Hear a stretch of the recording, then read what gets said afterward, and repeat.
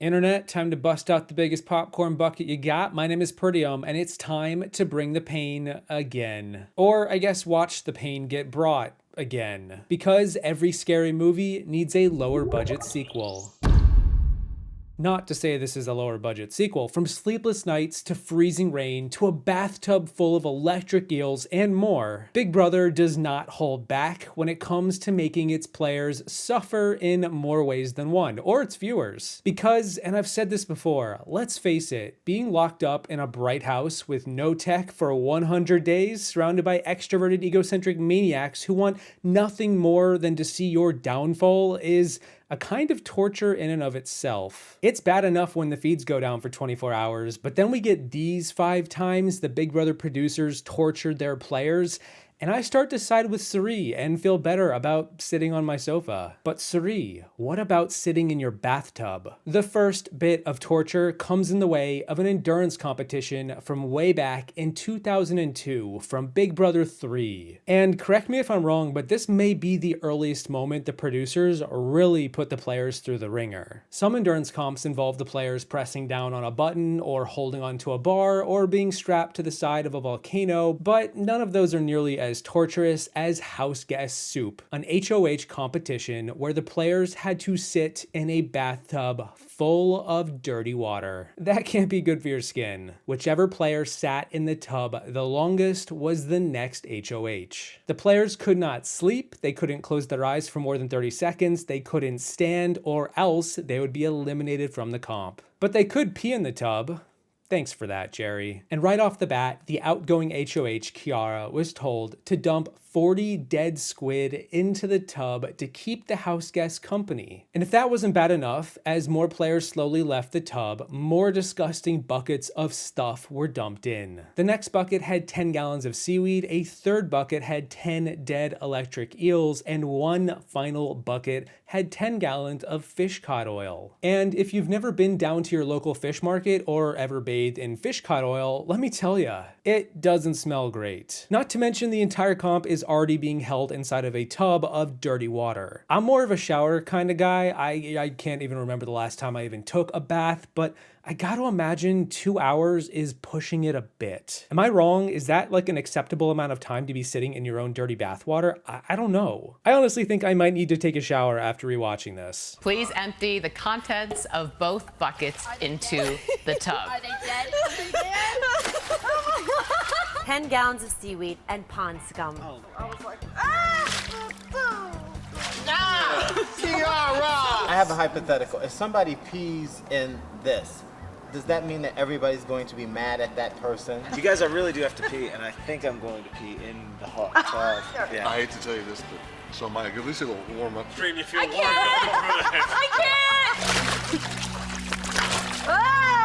I really don't like that. Okay.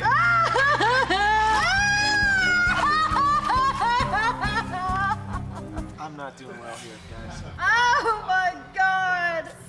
It really stinks. The next instance of torture comes in the way of a nearly 8-hour grueling endurance competition from Big Brother 8. This particular comp is the 4th longest endurance comp in BBUS history as of this video, where we saw Dick, Danielle, and Zach compete in the Part 1 Bunny Hop HOH comp at the final 3. The players had to stand on a small pedestal and hop over a rotating bunny on a steel beam. If the players bumped into the bunny, they were eliminated. The bunny could start going fast or slow, and it became a challenge where you couldn't really begin to idle because once you lost focus, you were probably gonna mess up. But the bigger problem was the cold water. The freezing cold rain the producers subjected the players to as it was poured down upon them throughout the duration of the comp. Just put yourself in these people's shoes, getting soaked to your bones, having to focus on hopping over a bunny as it rotated in varying levels of speed, all whilst having to keep one hand in the air holding the key above you. Imagine being there and doing all that for 8 hours straight. That's how long this went on for. Albeit Danielle did tap out after 3 hours, which honestly is still impressive. Freezing your butt off for that long is no small feat, and once the comp ended, they were all completely worn out. And do you know what it takes to keep a garden so lush? That's right, it takes lots of rain.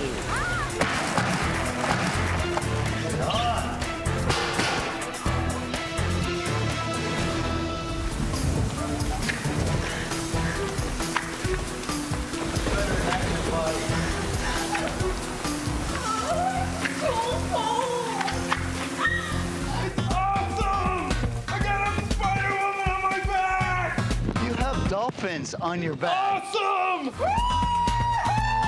Watching him up there in so much pain, freezing cold, I know he could hardly move his leg. I know. If you can't do it, it's okay.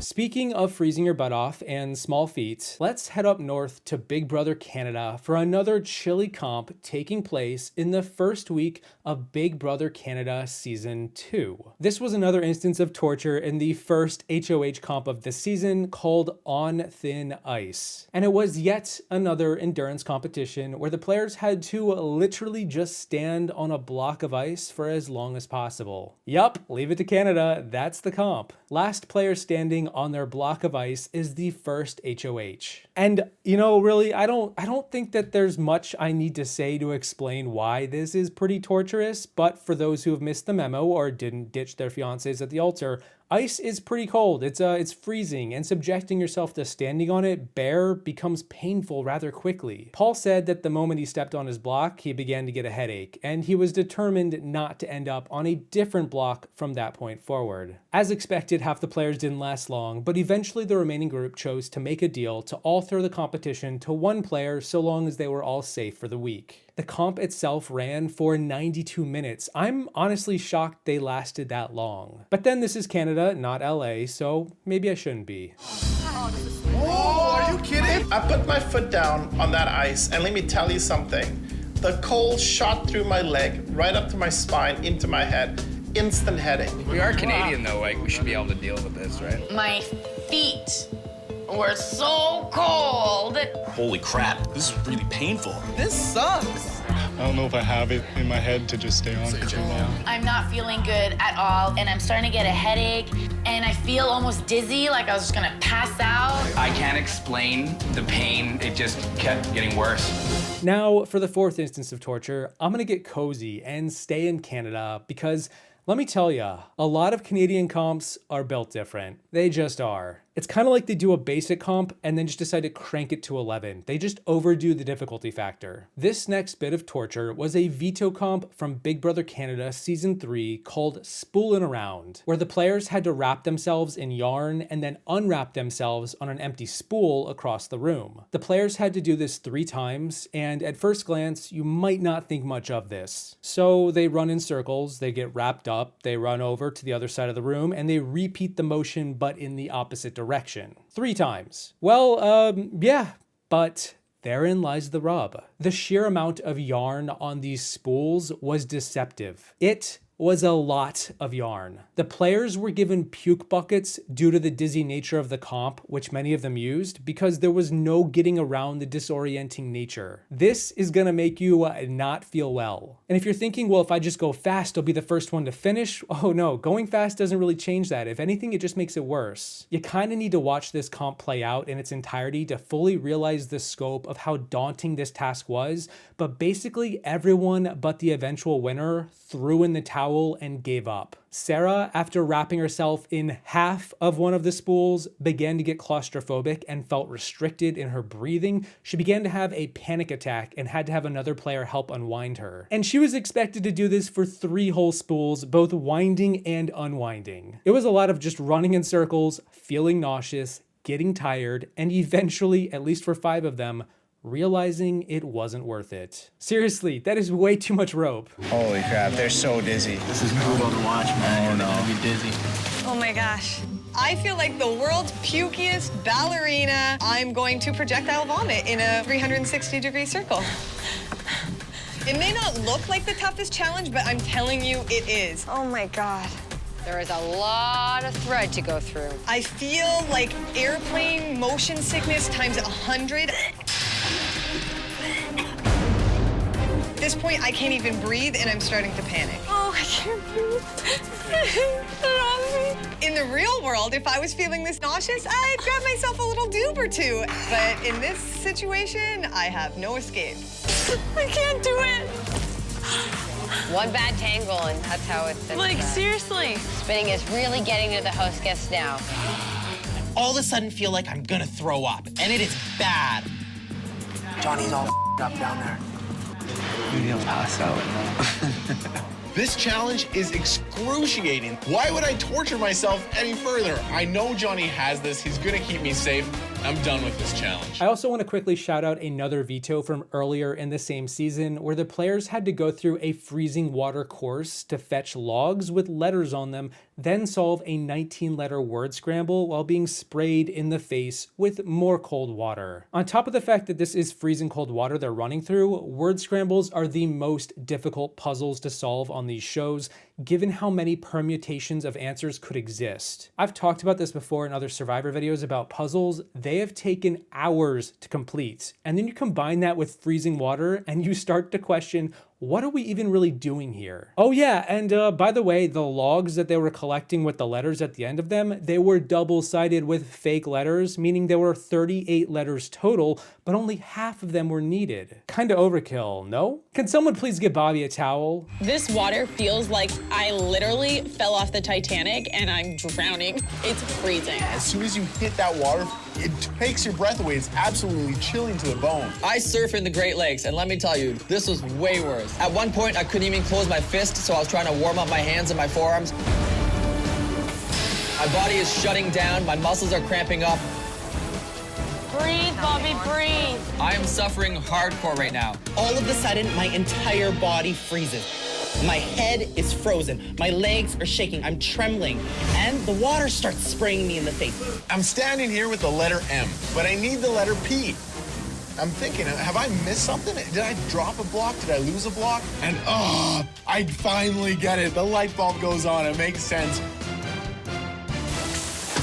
Chopping block. And par for the course, while it is technically 5 moments of torture, let's talk about one more from Big Brother US Season 17. I talked about a similar form of torture in the first part of this video series, 1.0, where a house guest had to kick a soccer ball so many times that her toenails began to fall off. But for this one, we're going to take a glance at what Shelly had to endure when she was punished with the Swordsman Regiment task. Shelly lost the veto competition and there was a punishment attached to losing it, so she had to perform all of this BS. First, Shelly had to wear this derpy costume on national TV, which is torture in and of itself. But second, she had 24 hours to complete a series of techniques. She had to swipe a punching bag, stab a target, slice a bar, pick it up, place it back on the rack, and then repeat these steps 2,400 times. If you do the math, that is 100 times an hour, which means Shelly could not slack off. At first, this task seems kind of fun and silly. You get to walk around and wave a sword and stab stuff, but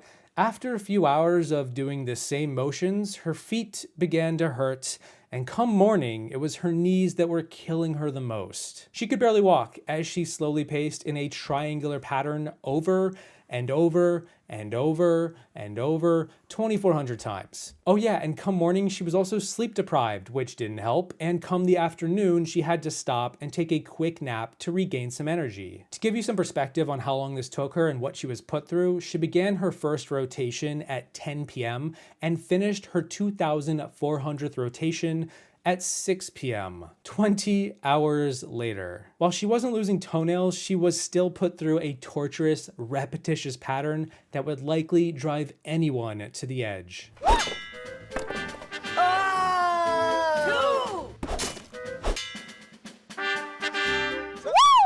Every 100, I have to run inside the Big Brother house and ring a bell. Hear, hear, the kingdom is sick! My knees are killing me. Just gotta do this 1,000 more times. The sun's come up. How is she still doing that? Oh, I can barely walk. I don't think you understand how much I hurt right now. Figure it out, it's 158,400. Feet? Yeah.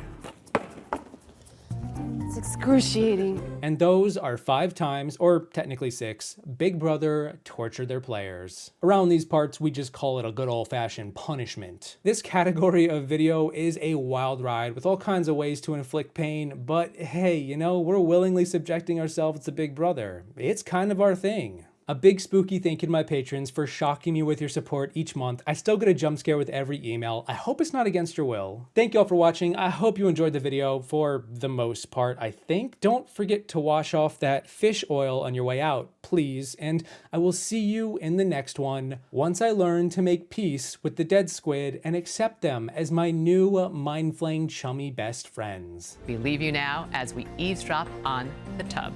I'm Julie Chen. Good night. 40 whole squid. Please empty the contents of both buckets into the tub. Are they dead? Roddy, out already? Definitely dead. You have a squid fear? Leave them alone. They'll start to fall apart.